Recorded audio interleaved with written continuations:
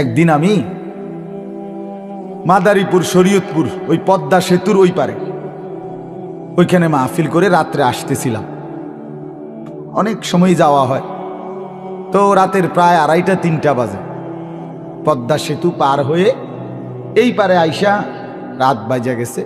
তো আমার ড্রাইভার থামছে একটা স্টল, চা দোকান, 5-6টা চা দোকান এখানে রাস্তার পাশে, এখানে দাঁড়াইছে চা খাইব হইতে।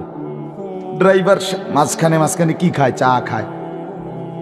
রাত্রে যেহেতু গাড়ি চালায় দূর পাল্লায়, তো আমি থামছি। আরে ওই জায়গাটার মধ্যে এই রাতের 3টা বাজে আপনার চা দোকানগুলোর পাশে একটা খোলা জায়গা আছে, ওই ড্রেজার দিয়া মাটি ভরাট করছে আর কি, বিশাল এরিয়া।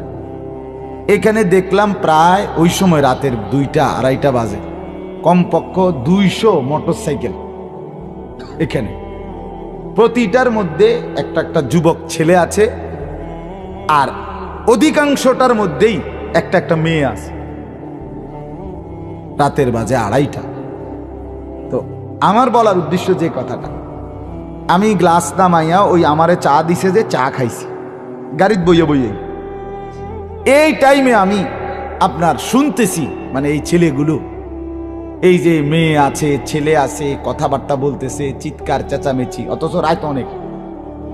কথা যে কইতেছে এরা, মানে আমি শুধু এমনি শুনছি আর কি কয় ছেলে, মানে এত বিশ্রী, এত নোংরা কথা। কোনো মানুষের বাচ্চা তো পরের কথা, কুত্তা ছাও এমন কথা কইতা। কোন কুত্তা এত নিকৃষ্ট কথা বলতে পারে, এত হিংস্র, অথচ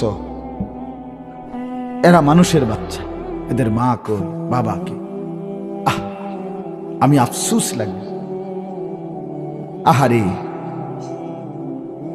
মানুষের বাচ্চা কেমনে এত নিকৃষ্ট কথা বলে, মানে এগুলো উচ্চারণ করার মতো কোনো কথা না, এমন বাজে নোংরা কথা। আপনারা জানেন না মুরব্বীরা, আপনাদের মহল্লার এই সমবয়সী ছেলেগুলো কি কয় কি করে, আপনারা পাগল হয়ে যাবেন।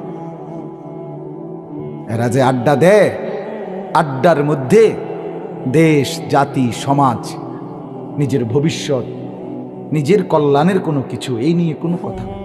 শুধু নারী, শুধু অশ্লীলতা, শুধু জিনা ব্যভিচার, শুধু অসভ্যতা, শুধু জন্তু জানোয়ার আর হাইওয়ানের মতো নিজের শাহওয়াত, যৌন চাহিদা পূরণের জন্য যত কথা দরকার, যত